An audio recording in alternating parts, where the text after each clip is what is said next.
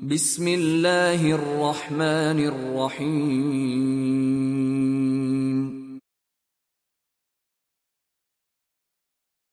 الحمد لله نحمده ونستعينه ونستغفره ونؤمن به ونتوكل عليه ونعوذ بالله من شرور أنفسنا ومن سيئات أعمالنا من يهده الله فلا مضل له ومن يضلل فلا هادي له وأشهد أن لا إله إلا الله وحده لا شريك له وأشهد أن محمدا عبده ورسوله صلى الله عليه وسلم الذي أرسله بالحق بشيرا ونذيرا وداعيا إلى الله بإذنه وسراجا منيرا أما بعد فإن خير الحديث كتاب الله وخير الهدي هدي محمد صلى الله عليه وسلم وشر الأمور محدثاتها وكل محدثة بدعة وكل بدعة ضلالة وكل ضلالة في النار أما بعد فقد قال الله تبارك وتعالى في الكلام المجيد والفرقان الحميد بعد أعوذ بالله من الشيطان الرجيم يا أيها الذين آمنوا اتقوا الله حق تقاته ولا تموتن إلا وأنتم مسلمون يا أيها الذين آمنوا اتقوا الله يا أيها الناس اتقوا ربكم الذي خلقكم من نفس واحدة وخلق منها زوجها وبث منهما رجالا كثيرا ونساء واتقوا الله الذي تساءلون به والأرحام إن الله كان عليكم رقيبا يا أيها الذين آمنوا اتقوا الله وقولوا قولا سديدا يصلح لكم أعمالكم ويغفر لكم ذنوبكم ومن يطع الله ورسوله فقد فاز فوزا عظيما بسم الله الرحمن الرحيم والفجر وليال عشر والشفع والوتر والليل إذا يسر هل في ذلك قسم لذي حجر الآية আল্লাহ পাকের অশেষ মেহেরবানিতে গত জুমায় আমরা জিলহজ মাসের প্রথম 10 দিনের ফজিলত এবং এই দিনগুলির মধ্যে করণীয় কার্যক্রমের কিছু ব্যাখ্যা বিশ্লেষণ আলোচনায় রেখেছিলাম। নেটে আছে, যারা শোনেন নাই নিয়ে নেবেন সেখান থেকে। আজকে এখানেই তারই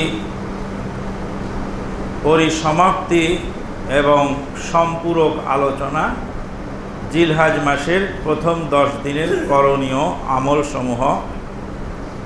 আল্লাহ পাক কোরআনুল কারীমে সূরাতুল ফজরের মধ্যে এই 10 দিনের কসম করে বলেন ওয়াল ফাজরি ওয়া লায়ালিন আশর। ফজরের কসম, আরাফার দিনের ফজরের কসম, ঈদের দিনের ফজরের কসম, অন্যান্য দিনের ফজরের কসম, যে কোনো দিনের ফজরের কসম, ফজরের সালাতের কসম, ফজরের সময়ের কসম। ফজর একটি গুরুত্বপূর্ণ সময়। যেই সময়টা মানুষের জীবনের জন্য একটি গুরুত্ব বয়ে আনে, মানুষের শরীরের ভাইটাল ফোর্সকে সঞ্জীবিত এবং সক্রিয় রাখার জন্য সকালবেলার উষালগ্নে এক শীতল বাতাস প্রবাহিত হয়, যেটা আমেরিকার বৈজ্ঞানিকেরা গবেষণা করে বলেছেন যে ফজরের সময় মুসলমানেরা উঠে সালাত আদায় করে বেলা ওঠার আগেই, বেলা উঠতে উঠতেই সেই বাতাসটি বন্ধ হয়ে যায় এবং পূর্ব দিক থেকে সে বাতাস চালু হয়, পশ্চিম দিকে চলে যায়। যেই এলাকা ফজর পার করে ওই এলাকার লোকদের সেটা কল্যাণ পৌঁছায়। যারা ফজরের টাইম পার করে দেয়, সকালবেলা ঘুম থেকে তারা ওঠে, তাদের শরীর থাকে ক্লান্ত, কোনো কাজে মন বসে না, শরীরটা ম্যাজ ম্যাজ করে। কিন্তু যারা সকালে ওঠে, আর্লি মর্নিং যারা ওঠে, তাদের শরীর হয় সতেজ। রাসূলুল্লাহ সাল্লাল্লাহু আলাইহি সাল্লাম দোয়া করেছিলেন, আল্লাহুম্মা বারিক ফি সাহুরে উম্মতি ওয়া ফি রাওয়ায়াতিন ফি বাকুরে উম্মতি, আমার উম্মতের সকালের কাজে বরকত দান করো। সকালের কাজ এত বরকতময় যে আপনি 10 কিলোমিটার সকালে বাদে ফজর হেঁটে যাবেন, শরীরে অনুভবই হয় না। নাস্তা খাওয়ার পরে 1-1 কিলোমিটার গেলেই শরীরে ক্লান্তি এসে যায়। আমরা কৃষি কাজ করেছি, কৃষকের ছেলে, ফজর পরে সাহারিকে ধান কাটতে গেছি, 1-1 কানি ক্ষেত কাটা হয়ে গেছে বেলা ওঠার পরপরই। সকালবেলার ফজরের কসম, আজকে আস্তিক হোক আর নাস্তিক হোক, সবাই একই কথা বলছে, early to bed, early to rise, make a man healthy, wealthy and wise. সবাই সকালে উঠার কথা বলতেছে, তারা সকালে উঠতেছে স্বাস্থ্য রক্ষার জন্য, আর আমরা সকালে উঠছি আল্লাহর হুকুম পালনের জন্য। আল্লাহ পাক ফজরের কসম করে বান্দাকে শিখিয়ে দিলেন যে ফজরের ভিতরে তোমাদের অনন্য কল্যাণ রয়েছে, আর সেই কল্যাণ সাধন করতে হলে যথাযথ ফজরে তোমাদেরকে উঠতে হবে। ওয়ালায়ালিন আশর, 10 দিনের কসম, ওয়াল্লাইলি ইযা ইয়াসর ওয়াশ-শাফঈ ওয়াল ওয়াতর ওয়াল্লাইলি ইযা ইয়াসর। জোরের কসম, বেজোরের কসম। জোর হলো 10 তারিখ ঈদের দিন, জোরের কসম। বেজোর হলো 9 তারিখ, বেজোরের কসম। জোরের কসম, বেজোরের কসম। 9 তারিখ হলো আরাফার ময়দানে, আরাফার মাঠে হাজী সাহেবান তামাম বিশ্ব থেকে এসে জমায়েত হন। আরাফার বেজোর, আর ঈদের দিনের ইয়ামুন নাহার, কুরবানির দিনের জোরের কসম, বেজোরের কসম। আল্লাহ রাব্বুল আলামিন এই 10 দিনের কল্যাণের দিকে খেয়াল করি এই 10 দিনের শপথ, জোর বেজোরের কসম এবং ফজরের কসম দিয়ে এই সূরা আল্লাহ পাক শুরু করেছেন। রাসূলুল্লাহ সাল্লাল্লাহু আলাইহি ওয়াসাল্লাম বলেন, এমন কোনো আমলকারী নেই যেই আমলকারী এই 10 দিনের আমলকারীর সমতুল্য হতে পারে। তামাম পৃথিবীতে মুসলিম মিল্লাতের আমলকারীদের মধ্যে এমন কোনো আমলকারী নাই যেই আমলকারীর আমল এই 10 দিনের আমলের সমতুল্য হয়। সাহাবায়ে কেরামগণ আরজ করলেন, ওয়ালাল জিহাদু ফি সাবিলিল্লাহ ইয়া রাসূলুল্লাহ সাল্লাল্লাহু আলাইহি ওয়াসাল্লাম। হে আল্লাহর নবী, আল্লাহর রাস্তায় যদি জিহাদ করে তো জিহাদের এই আমলটাও কি এই 10 দিনের আমলের সমতুল্য নয়? রাসূলুল্লাহ সাল্লাল্লাহু আলাইহি ওয়াসাল্লাম বলেন, জিহাদের, আল্লাহর রাস্তায় জিহাদের আমলও এই 10 দিনের আমলের সমতুল্য নয়। কেবলমাত্র সেই মুজাহিদ যেই মুজাহিদ তার জান এবং মাল নিয়ে যুদ্ধের ময়দানে গেল আল্লাহর কালেমাকে বুলন্দ করার জন্য, কিন্তু জান মালের কোনো অংশই ফিরে এলো না, মালও আল্লাহর রাস্তায় ব্যয় হয়ে গেল, জানও আল্লাহর রাস্তায় ব্যয় হয়ে গেল, এই মুজাহিদের আমল এই 10 দিনের আমলকারীর সমতুল্য হতেও পারে। মুজাহিদের ফজিলত সম্পর্কে রাসূলুল্লাহ সাল্লাল্লাহু আলাইহি সাল্লাম বলেন, যারা আল্লাহর রাস্তায় প্রাণ দেয়, আল্লাহর রাস্তায় যাদের জীবন চলে গেল, আরাকানের রোহিঙ্গার মুসলিমদেরকে নৃশংসভাবে হত্যা করা হচ্ছে, কেটে টুকরো টুকরো করা হচ্ছে, ফিলিস্তিনের মুসলিমদেরকে নির্মমভাবে হত্যা করা হচ্ছে, কাশ্মীরের দিনী বোনদেরকে বেবস্ত্র করে শরীরের বিভিন্ন অঙ্গ প্রত্যঙ্গ টুকরো টুকরো করা হচ্ছে, তাম বিশ্বের যেখানেই মুসলিম সেখানেই রক্তের দাগ, মুসলিমদেরকে মেরে কেটে টুকরা টুকরা করা হচ্ছে, আগুন দিয়ে পুড়িয়ে ভস্মীভূত করা হচ্ছে, জীবন্ত মানুষকে পুড়িয়ে মারা হচ্ছে। আমরা দেখতে পাচ্ছি খুব ভয়াবহ শাস্তি দিয়ে তাদেরকে মারা হচ্ছে। রাসূলুল্লাহ সাল্লাল্লাহু আলাইহি সাল্লাম বলেন, উম্মত শুনে রাখো, তাদের এই মৃত্যুটা একটা পিঁপড়ার কামড়ের চেয়েও হালকা। তাদের শরীরকে টুকরো টুকরো করছে, জীবন্ত মানুষকে আগুনে পুড়িয়ে মারছে, কিন্তু এই জীবন্ত মানুষকে আগুনে পুড়িয়ে মারা হচ্ছে। আমরা অনুভব করতেছি কি কষ্ট দিয়ে লোকটাকে মারা হলো। রাসূলুল্লাহ সাল্লাল্লাহু আলাইহি সাল্লাম বলছেন, ওরা আল্লাহর রাস্তার শহীদ, ওদের মৃত্যুটা হলো মৃত্যু পিঁপড়ার কামড়ের চেয়েও হালকা। আল্লাহু আকবার, সুবহানাল্লাহ। রাসূলুল্লাহ সাল্লাল্লাহু আলাইহি সাল্লাম আরো বলেন যে শহীদ এপারে দুনিয়া আর ওপারে জান্নাত, বিনা হিসাবে ডাইরেক্ট জান্নাত যাদেরকে দিয়ে দেওয়া হয়, যারা আল্লাহর রাস্তায় শহীদ হয়। এই ধরনের মর্যাদা যারওয়াতি সানামিহিল জিহাদ, রাসূলুল্লাহ সাল্লাল্লাহু আলাইহি সাল্লাম বলেন ইসলামের সুউচ্চ চূড়ার নাম হলো জিহাদ। এই জিহাদের মুজাহিদ আল্লাহর রাস্তায় রক্ত ঢেলে দিল, জীবন কুরবানি করে দিল। আমরা তো এখন জীবন কুরবানির জন্য রেডি। কথা বললেই তো অনেক সমস্যা দেখা দেয়, যে যেই মেজাজ নিয়ে বসে আছেন সেই মেজাজওয়ালাদের মধ্যে শুরু হয়ে যায়। আল্লাহর কসম, শহীদ উঠবে হাসরের ময়দানে। আল্লাহ বলবেন, তুমি কেন জীবন বিলিয়েছিলে? বলে, তোমার সন্তুষ্টির জন্য। বলে, না। আল্লাহ বলবেন, তুমি দুনিয়ার কোনো চাওয়া পাওয়া, দুনিয়ার কোনো নাম সুখ খ্যাতির জন্য করেছিলে, আমার কাছে তোমার কোনো পাওনা নাই। জীবন বিলিয়ে দিল, রক্ত ঢেলে দিল, অথচ আল্লাহর কাছে কোনো পাওনা নাই। কেন? নিয়তের মধ্যে সমস্যা। তুমি মুসলমানের ছেলে, কার লাগিয়ে জীবন দিলে, রক্ত দিলে ঢেলে, জীবন দিলে রক্ত দিলে, কার লাগিয়া কোন সে দলে? প্রশ্ন তোমার, ইসলামী দল ঐক্য কেন নয়? তাই বলে কি চাইবে তুমি বাতিলের বিজয়?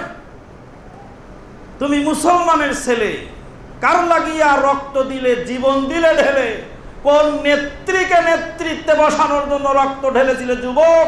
হিসাব দিয়ে যাও। কোন নষ্ট নেতাকে নেতৃত্বের আসনে বসানোর জন্য, এমপি বানানোর জন্য রক্ত দিয়েছিলে যুবক? হিসাব দিয়ে যাও। কঠিন অবস্থা হয়ে যাবে। রাসূলুল্লাহ সাল্লাল্লাহু আলাইহি সাল্লাম বললেন, আল্লাহর রাস্তার মুজাহিদ এক ফোঁটা রক্ত, একটি টাকা, একটা সময়, একটা জিনিস ব্যয় হবে, সির্ফ আল্লাহর সন্তুষ্টির জন্য ব্যয় হবে। পৃথিবীর কোনো মানুষের সন্তুষ্টির জন্য ধর্মের কোনো কাজ যদি হয়, তাহলে সেটা সারাসার রিয়ায় পরিণত হবে। আল্লাহর দরবারে পুরস্কার তো নাই। ফাসুহিবা আলা ওয়াজহিহি ফাউমিরা বিহি ফাসুহিবা আলা ওয়াজহি হাত্তা উলকিয়া ফিন নার। জীবনের এইমটা ঠিক করে নেন, জীবনের লক্ষ্যটা ঠিক করে নেন। কুল ইন্না সালাতি ওয়া নুসুকি ওয়া মাহইয়ায়া ওয়া মামাতি লিল্লাহি রাব্বিল আলামিন। আমার সাধন ও ভজন, জীবন ও মরণ সবই তো প্রভু হে তোমারই কারণ।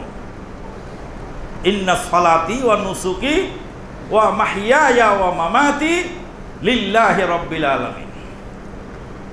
সম্মানিত মুসল্লিয়ানে কেরাম, এই 10 দিনের আমলের মধ্যে কোরবানি সম্পর্কে আমরা জেনেছি। কোরবানি সম্পর্কে জানতে জানতে জানতে জানতে এখন ফেসবুক গরম হয়ে গেছে শুধু ভাগা কুরবানির কিলাকিলি নিয়ে। ভাগা কুরবানি, যারা যে সমস্ত মৌলভী সাহেবরা ভাগা কুরবানি জায়েজ হালাল প্রমাণ করার জন্য গলদঘর্ম চেষ্টা করে চ্যালেঞ্জ ছুঁড়ে মারতেছেন, সেই মৌলভী সাহেবও বলতেছেন যে একা একটা পশু কুরবানি দেওয়াটা উত্তম। তাহলে একটা যদি উত্তম হয়, তা আমি উত্তমে না গিয়ে তো অধমের দিকে গেলাম কেন? যদি আমি উত্তম আমলটা করি, লিয়াবলুয়াকুম আইয়ুকুম আহসানু আমালা, আল্লাহ পরীক্ষা করবেন তোমাদের মধ্যে কে উত্তম আমলকারী। তো একা একটা দেওয়াটা উত্তম, যিনি ভাগা প্রমাণ করার জন্য হাজার হাজার পৃষ্ঠা লিখে চ্যালেঞ্জ ফিরে মারতেছেন, উনিও বলতেন একা একটা দেওয়া উত্তম। তো উত্তমের উপরে আমল যদি আমি করি তাহলে আর কোনো সমস্যা থাকে না। লিয়াবলুয়াকুম আইয়ুকুম আহসানু আমালা ওয়া হুয়াল আজিজুল গাফুর। তারপরে একটা বকরি বা ছাগল বা একটি খাসি, এক ভাগার গরুর যা দাম হয় তা দিয়ে একটা খাসি হয়ে যায়। তা আমার পরিবারের পক্ষ থেকে যদি একটি পূর্ণাঙ্গ কুরবানি, একটি জান কুরবানি করে দেয় উত্তম। এখন ছেলে যে খাসির গোশত খায় না, এখন কি উপায়? আরে ছেলে খাবে কেন কুরবানির গোশত? ছেলে খায় না, না খাকে তো আরো ভালো, গরিবের হক বেড়ে গেল। ছেলে খায় না, ছেলেকে 2 কেজি গরুর গোশত কিনে এনে খাওয়াই দিয়ে অন্য সময়। আর আপনার ছেলে খাসির গোশত খায় না, আপনার ছেলে তো দৈনিক গরুর গোশত খায়, খাবে কি করে? ও মায়ের পেট থেকে পরেই গরুর গোশত খাওয়া শিখেছে, খাসির গোশত তো ছেলেই না ঠিক মতো। ওই জন্য ছেলে খায় না, গন্ধ লাগে। ছেলে যদি না খায়, গন্ধ লাগে, তো গরিবের হকটা বেড়ে গেল। এটা তো গরিবের জন্য খুশনসিব। তাহলে উদ্দেশ্য হবে গরিব মিসকিনকে বিলানো বেশি। নিজে 2-5 টুকরা খেলাম আলহামদুলিল্লাহ, না পেলাম তারা গরুর গোশত তো আরো অনেকে কুরবানি দিছে, সেখান থেকেও তো কিছু আসবে। তাহলে দ্বন্দ্ব কলহর সুযোগ কোথায়? দ্বন্দ্ব কলহর সুযোগ এখানেই নিরসন হয়ে যাচ্ছে। কিন্তু যখনই উভয় পক্ষ কঠোর অবস্থান নিচ্ছে, তখন সুন্নত নিয়ে কিলাকিলি করতে করতে দেখা যাচ্ছে ফরজ ছুটে যাওয়ার দশা। কাজেই যেসব বিষয় নিয়ে ইখতিলাফ রয়েছে, ওলামায়ে কেরামদের মধ্যে বুঝের কম বেশ আছে, সেটা ওভাবে ছেড়ে দিবেন। যে যেভাবে বোঝে বা যে যেভাবে আমল করে সে সেভাবে আমল করবে। কিন্তু একজনের বুঝ আরেকজনের উপরে প্রাধান্য চাপিয়ে দিতে গিয়ে সেখানে ফিতনা ফাসাদ সৃষ্টি হয়ে যাচ্ছে, এটার কোনো সুযোগ নেই। সাহাবায়ে কেরামদের মধ্যেও এরকম বুঝের কম বেশ ছিল। তবে মুশকিলটা হলো এই সালাফে সালেহিন থেকে যদি আমি ব্যাখ্যা গ্রহণ না করি তাহলে প্রবলেমটা হয়ে যাবে অনেক মারাত্মক। আমার ভয় হয়, কারণ হাদিসে এসেছে রাসূলুল্লাহ সাল্লাল্লাহু আলাইহি ওয়াসাল্লামের সাহাবী বলছেন, জাবের রাদিয়াল্লাহু তাআলা আনহু, কুন্না ফি সাফারিন ওয়া ইশতারাকনা ফি বাকারাতিন আন সাবআতিন, আমরা 7 জনের পক্ষ থেকে একটি গাভীতে অংশ নিলাম। বাকারা শব্দের অর্থ হলো গাভী। হাদিসের মুসলিম শরীফের হাদিসে বাকারা মানে গাভীতে আমরা 7 জন অংশ নিলাম। এখন 10-20 বছর পরে যদি আবার কেউ এসে বলেন যে হাদিসে যেহেতু গাভী শব্দ আছে, তাহলে গাভীতেই অংশ নেওয়া যাবে, বলদে নেওয়া যাবে না, বলদের হাদিস আবার নিয়ে আসা রাখবে, জটিল এবং কঠিন হয়ে যাবে তখন। কাজেই কিয়ামত পর্যন্ত মানুষের বুঝ কম বেশ হতে থাকবে। এই কম বেশ বুঝ নিয়ে একদম 100 আমি যেটা বুঝেছি ওটা ওকে বুঝায় ছাড়বো, এটা কোশ্চিন কালেও সম্ভব নয়। কাজেই সেই ব্যাপারে আমরা খুব সজাগ থাকব। কোন অবস্থাতেই আমরা এই পবিত্র মাসে, পবিত্র দিনে, এই 10 দিন, যেই 10 দিন আমল হবে, দান সাদাকা হবে, সিয়াম পালন হবে, তাকবীর হবে, লা ইলাহা ইল্লাল্লাহু আল্লাহু আকবার আল্লাহু আকবার লিল্লাহিল হামদ, চাঁদ উঠার পর থেকে সর্বত্র তাকবীর, 9 তারিখ থেকে 13 তারিখের আসর পর্যন্ত, 9 তারিখের ফজর থেকে প্রত্যেক সালাতের পরে তাকবীর। এটা হলো তাকবীরে মুকাইয়াদ, আর ওটা হলো তাকবীরে মুতলাক। আল্লাহু আকবার আল্লাহু আকবার, লা ইলাহা ইল্লাল্লাহু আল্লাহু আকবার লিল্লাহিল হামদ। হাটে বাজারে, রাস্তাঘাটে, চলতে ফিরতে, গাড়িতে, বাহনে, সব জায়গাতেই ইমানদার মুসলিম এই তাকবীর উচ্চারণ করতে থাকবে। আল্লাহু আকবার, আল্লাহ মহান। আল্লাহ মহান যখনই বলবো তখনই ধর্মীয় গন্ডগোল মীমাংসা হয়ে যাবে। আপনার হুজুর বড় না আমার হুজুর বড়, আল্লাহ বড়। আপনার নেতা বড় না আমার নেতা বড়, আল্লাহ বড়। আপনার পিতা বড় না আমার পিতা বড়, আল্লাহ বড়। আপনার দেশ বড় না আমার দেশ বড়, আল্লাহ বড়। আপনার ডিস্ট্রিক্ট ভালো না আমার ডিস্ট্রিক্ট ভালো, আল্লাহ বড়। তাহলে বড়ত্বের মাপকাঠি একমাত্র আল্লাহর হাতে। বড়ত্ব আল্লাহর কাছে রয়েছে, কোনো মানুষের মধ্যে বড়ত্ব নেই। আল্লাহু আকবার আল্লাহু আকবার, লা ইলাহা ইল্লাল্লাহু আল্লাহু আকবার লিল্লাহিল হামদ।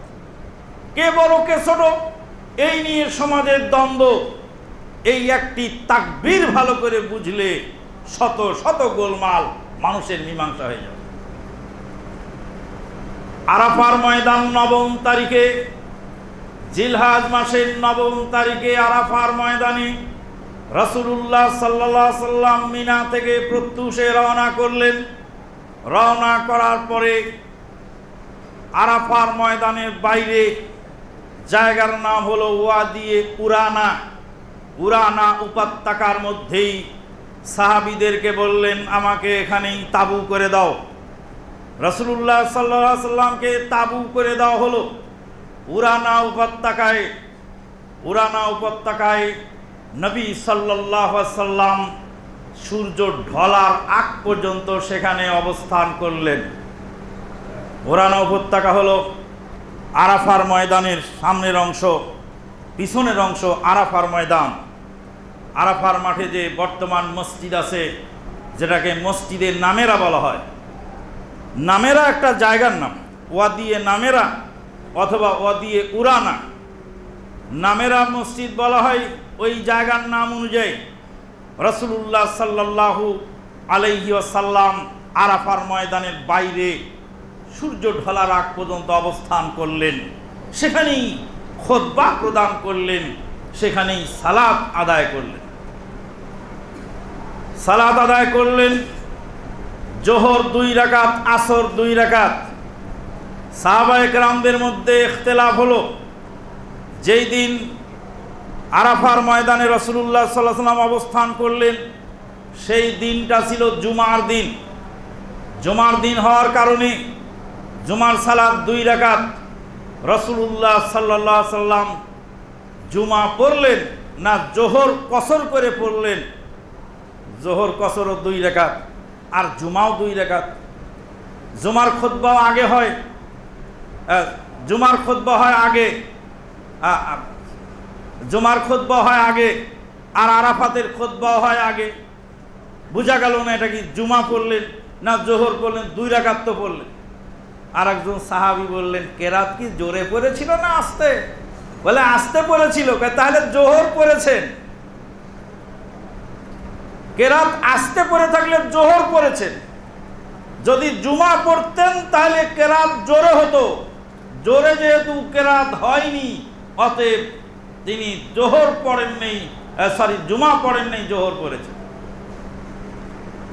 তারপরে আরাফার ময়দানে রাসূলুল্লাহ সাল্লাল্লাহু আলাইহি সাল্লাম 2 রাকাত জোহর পড়লেন কসর, আর 2 রাকাত আসর পড়লেন কসর, জামআন ওয়া কাসরা, জুমা এবং কসর করে জোহরের টাইমেই জোহর 2 রাকাত পড়ে সালাম ফিরিয়ে আবার আসর পড়লেন। আজান হলো একবার আর একামত হলো 2 বার। কিয়ামত পর্যন্ত এই হাদিস বলবৎ থাকবে। হুজুর সাহেব বাংলাদেশে এসে উঠিয়ে দিয়ে বলছেন এটা হজের মাঠের হাদিস, এখানে চলবে না। হজের মাঠের হাদিস। মুসাফির ব্যক্তি কসর করবে, আর 2 সালাতকে একত্রে পড়ার বিধান মুসাফির পারবে, মুকিমেও পারবে যদি বৃষ্টির দিন হয়। বৃষ্টির দিন হলে জোহরের সাথে আসর পড়ে নেওয়া যায়, মাগরিবের সাথে এশা পড়ে নেওয়া যায়, এশার সাথে মাগরিব, মাগরিবের সাথে এশা, অ্যাডভান্স করেও পড়া যায়, বিলম্ব করেও পড়া যায়। জোহরের সাথে আসর আর আসরের সাথে জোহর। এখনো আরব দেশে 2-4 ফুটা বৃষ্টির পানি পড়ার সঙ্গে সঙ্গেই তারা জোহরের সাথে আসর পড়ে নেন। আমরা বলি বৃষ্টি তো থেমে যাবে খানিকক্ষণ পরে, আবার আমরা এসে আসরের টাইমে পড়বো না। রাসূলুল্লাহ সাল্লাল্লাহু আলাইহি ওয়াসাল্লামের একটি মুর্দা সুন্নতকে জিন্দা করলে 50 শহীদের নেকি পাওয়া যায়। কাজেই সুন্নতটা আমরা চালু করে রাখি। সহজ হয়ে গেছে, আল্লাহর নবী উম্মতের জন্য সহজ করে দিয়েছেন। মোল্লা কিন্তু সহজ করতে রাজি না, সহজ করে দিয়েছেন জোহরের সাথে আসর, আসরের সাথে জোহর। সহিহ মুসলিমে আরো হাদিস এসেছে, জামা রাসূলুল্লাহ সাল্লাল্লাহু আলাইহি ওয়াসাল্লাম বাইনাল মাগরিবি ওয়াল ইশাই বিল মদিনা বিলা মাতারিন ওয়ালা উযুরিন ওয়ালা সাফারিন। রাসূলুল্লাহ সাল্লাল্লাহু আলাইহি সাল্লাম মদিনাতে মাগরিব এবং এশা একসঙ্গে পড়লেন। সফরও ছিল না, বৃষ্টিও ছিল না, কোনো ওজরও ছিল না। বিনা ওজরেও যদি কেউ পড়তে চায়, মেরাদিয়ার গরুর হাটে যাবেন আপনি, গরুর হাতে ঢুকলে বের হতে হতে মাগরিবও হয়ে যেতে পারে, জোহরের সাথে আসর করে চলে যান। চিটাগাং থেকে সফর করে বাড়িতে এসেছেন, ক্লান্ত শরীর, জোহর পরে খেয়ে দিয়ে ঘুমালে 1 ঘুমে মাগরিব হতে পারে, জোহরের সাথে আসরটা পরে ঘুমান। আল্লাহ সুযোগ করে দিয়েছেন, মোল্লা দিতে রাজি নয়। যখনই গ্রামীণ ফোনের অফার পাওয়া যায়, ভাই গ্রামীণ ফোনে একটা দারুণ অফার দিয়েছে। কি অফার রে ভাই? আরে আগে বলিস নাই কেন? গ্রামীণ ফোনওয়ালা অফার দিলে সেটা বলাওয়ালা ধন্যবাদ পায়। আর ইসলামে আল্লাহ এবং তার রাসূল অফার দিয়ে রেখেছেন, 1400 বছর হাদিসের পাতায় চাপা দিয়ে রেখেছে মোল্লার দল। এখন বললে বলে এসব নতুন হাদিস বলে ফিতনা সৃষ্টি করবে। তুই মানবি না, না মান, আসর সময় তুই বসে থাক, পরে তো আমার হাদিসে আছে আমি পরে চলে গেলাম, সমস্যাটা কি?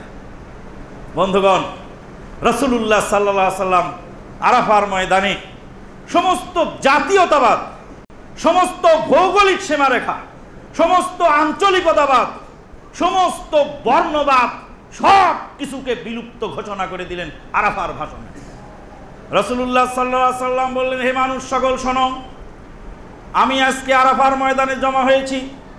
আগামী বছর হয়তোবা তোমাদের সাথে আর সাক্ষাৎ করা সম্ভব হবে না, হয়তোবা এটাই আমার জীবনের শেষ ভাষণ। কিয়ামত পর্যন্ত উম্মতকে আমি বলে যাচ্ছি, শুনে রাখো, আজকের দিন যেমন পবিত্র, তোমাদের রক্ত, তোমাদের মাল, তোমাদের সম্পদ, তোমাদের ইজ্জত হুরমত, এক মুসলিমের উপরে আর এক মুসলিমের রক্ত হারাম, মাল হারাম, তার ইজ্জত হুরমত সম্ভ্রম নষ্ট করা হারাম। কারো মাল অবৈধভাবে কেউ নিতে পারবে না। জাহেলিয়াতের জামানার যত সুদ প্রথা ছিল, সমস্ত সুদ প্রথা আজকে আমার পায়ের তলায় আমি দাবিয়ে দিয়ে গেলাম। রাসূলুল্লাহ সাল্লাল্লাহু আলাইহি ওয়াসাল্লাম বলেন, মাউযুম বিকাদামাইয়া, আমার পায়ের তলায় জাহেলিয়াতের সুদ প্রথাকে বিলুপ্ত ঘোষণা করে দিলাম। রাসূলুল্লাহ সাল্লাল্লাহু আলাইহি ওয়াসাল্লাম বললেন, আমার বংশের লোকের সুদের পাওনাটা আমি আগে মওকুফ করলাম, তারপরে তোমাদেরকে বলে দিলাম তোমরা সুদ মওকুফ করো। রাসূলুল্লাহ সাল্লাল্লাহু আলাইহি সাল্লাম বললেন, আরবীর উপরে অনারবীর কোনো প্রাধান্য নেই, সাদার উপরে কোনো কালোর প্রাধান্য নেই, ধনীর উপরে কোনো গরিবের প্রাধান্য নেই। আজকের এই আরাফার ময়দানে সব মানুষ জমায়েত হয়েছে, এক ও অখণ্ড মুসলিম সমাজ ঘোষণা দিলেন রাসূলুল্লাহ সাল্লাল্লাহু আলাইহি সাল্লাম। মৌলভী সাহেব ওনার মাযহাবটা ওখানে আরাফার ময়দানেও নিয়ে গেছে, মাযহাবটা পুডলা বেঁধে আরাফার ময়দানেও নিয়ে গেছে। আমরা জোহরের সাথে আসর পড়লাম, আরাফার ময়দানের ইমাম সাহেবও জোহরের সাথে আসর পড়লেন। মোল্লাজি বলছেন আমাদের মাযহাব আলাদা গো, এদের মাযহাব মানলে চলবে না, আমাদের টাইমে আমরা পড়বো, সবাই বসো। কলকাতার একজন মাস্টার সাহেব বললেন, আমিরুল মুমিনিন ওকে জিজ্ঞেস করুন ওর বাপের তরিকা মানবে না রাসূলের হাদিস মানবে। বললাম ওকে বলার কোনো ক্ষমতা নেই। চাঁপাইনবাবগঞ্জের এক ভদ্রলোক বললেন, তোমার এই বেদাতি কাজকে আমি ভেটো জানালাম, ঘৃণা জানালাম, এছাড়া বলার কিছু নেই। বন্ধুগণ, আরাফার ময়দান এমন এক ময়দান, সমস্ত নবী রাসূলগণ সেখানে জমা হয়েছেন। রাসূলুল্লাহ সাল্লাল্লাহু আলাইহি সাল্লাম বলেন, আরাফার দিনের একটি সিয়াম 1 বছর বিগত এবং 1 বছর আগত, পুরা 1 বছরের আগের এবং পরের পূর্ণ 2 বছরের সগীরা গুনাহসমূহ ক্ষমা করে দেয় আল্লাহ। একটা দিনের সিয়াম। আস-সাওমু ইয়াউমি আরাফা। আরাফা কোন দিন? বলছেন আরাফা কোন দিন? আপনাদের ঈদ হয় আরাফার 2 দিন পরে, আরাফার পরের দিন ঈদ হবে। বলে এত সুন্দর বুঝ আমরা বুঝি নেই, তবে শুনেছি যে তামাম বিশ্বের সব জায়গায় ঈদের ময়দান আছে। বাংলাদেশে ঈদগাহ আলাদা আছে, সৌদি আরবে ঈদগাহ আলাদা আছে, পাকিস্তানে ঈদগাহ আলাদা আছে, উজবেকিস্তানে ঈদগাহ আলাদা আছে, গ্রেট ব্রিটেন, রাশিয়া, ফ্রান্সে ঈদগাহ আলাদা আছে, আমেরিকায় আলাদা আছে, কানাডায় আলাদা আছে, বিভিন্ন দেশে আলাদা আলাদা ঈদগাহ আছে। আরাফার ময়দান কয়টা গো? আরাফার ময়দান কি তোমার দেশেও আছে নাকি? রাসূলুল্লাহ সাল্লাল্লাহু আলাইহি সাল্লাম বলেননি যে 9 তারিখের সিয়াম, 9 তারিখের সাওম 1 বছরের গুনাহ মাফ করে, 2 বছরের গুনাহ মাফ, তা বললেন। বললেন আরাফার দিনের সাওম। তাহলে আরাফা যেই দিন হাজিরা আরাফার ময়দানে যাবেন ওই দিন হলো আরাফা। তবে হ্যাঁ, শেখ মোহাম্মদ বিন সালেহ আল উসাইমিন রাহিমাহুল্লাহ বলেন, যারা পশ্চিম দিকে আছে, সৌদি আরবের পশ্চিমে আছে, যাদের চাঁদ একদিন আগে উঠেছে, ওদের আরাফার দিন, সৌদি আরবের আরাফার দিন ওদের 10 তারিখ, ওদের ঈদের দিন। ঈদের দিনে যেহেতু সাওম রাখা নিষেধ, অতএব তারা সাওম ঈদের দিন রাখবে না, তারা একদিন আগে অর্থাৎ 9 তারিখে তাদের রেখে নিবে, তাদের 9 তারিখে তারা রেখে নিবে। কেননা তাদের সমস্যার কারণ। এক মুসলিমের জন্য 2 হাদিস কেন? ওদের জন্য আলাদা, আপনার জন্য আলাদা কেন? খোদ সৌদি আরবের লোকের জন্যই 2 হাদিস। যারা সৌদি আরবের লোক আরাফার ময়দানে আছে হজ পালন করা অবস্থায়, সে ওই আরাফার দিনে সাওম রাখবে না, কারণ হাজিগণ আরাফার দিনে সাওম রাখবে না। রাসূলুল্লাহ সাল্লাল্লাহু আলাইহি সাল্লাম আরাফার দিনে সিয়াম পালন করেছেন কি করেন নেই, এ নিয়ে যখন দ্বন্দ্ব শুরু হলো, জনৈকা মহিলা সাহাবী, নাম তার উম্মে আতিয়া রাদিয়াল্লাহু তাআলা আনহা। উম্মে আতিয়া রাদিয়াল্লাহু তাআলা আনহা বললেন, থামো, 5 মিনিটের মধ্যে, কয়েক মিনিটের মধ্যে, কিছু সময়ের মধ্যে তোমাদেরকে আমি রেজাল্ট দিয়ে দিচ্ছি। রাসূলুল্লাহ সাল্লাল্লাহু আলাইহি সাল্লামকে 1 পিয়ালা দুধ পাঠানো হলো। রাসূলুল্লাহ সাল্লাল্লাহু আলাইহি সাল্লাম সমস্ত সাহাবীর সামনে, আরাফার ময়দানে সমস্ত সাহাবীর সামনে উটের উপর সওয়ার হয়ে 1 পিয়ালা দুধ পান করে গোটা বিশ্ববাসীকে জানাই দিয়ে গেলেন যে আরাফার ময়দানে যারা অবস্থান করবে তাদের এই নফল সিয়াম প্রযোজ্য নয়। তাহলে আরাফার বাইরে যে আছে তার জন্য এক বিধান, আর আরাফার ভিতরে যে আছে তার জন্য এক বিধান। তাহলে আরাফার ময়দানের পশ্চিমে যারা আছে তাদের জন্য এক বিধান, এখানে যারা আছেন তাদের জন্য এক বিধান, আল্লাহু আকবার। বুঝতে সমস্যা, একজনের জন্য সুদ, একজনের জন্য যাকাত হারাম। ধনী লোক যাকাতের মাল খাওয়া ধনীর জন্য হারাম, গরিবের জন্য হালাল। একজনের জন্য মরা গরু হারাম, যার জান বাঁচে না তার জন্য হালাল। একজনের জন্য বিষ খাওয়া হারাম, বিষ খেলে ওর আত্মহত্যার জন্য কেউ বিষ খায় হারাম। কিন্তু মেডিসিন হিসাবে যদি কেউ খায়, হ্যাঁ মেডিসিন, এলোপ্যাথি মেডিসিনেও সাপের বিষ আছে, হোমিওপ্যাথি মেডিসিনেও সাপের বিষ আছে।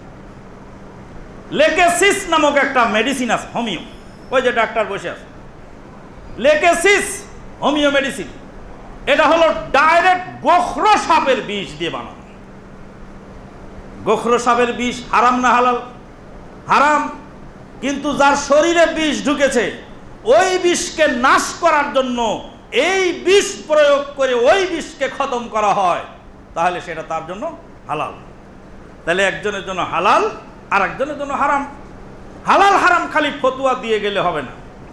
যাই হোক, আরাফার ময়দান হলো এমন ময়দান, রাসূলুল্লাহ সাল্লাল্লাহু আলাইহি সাল্লাম বলেন এই দিনে আল্লাহ পাক প্রথম আসমানে নেমে আসেন।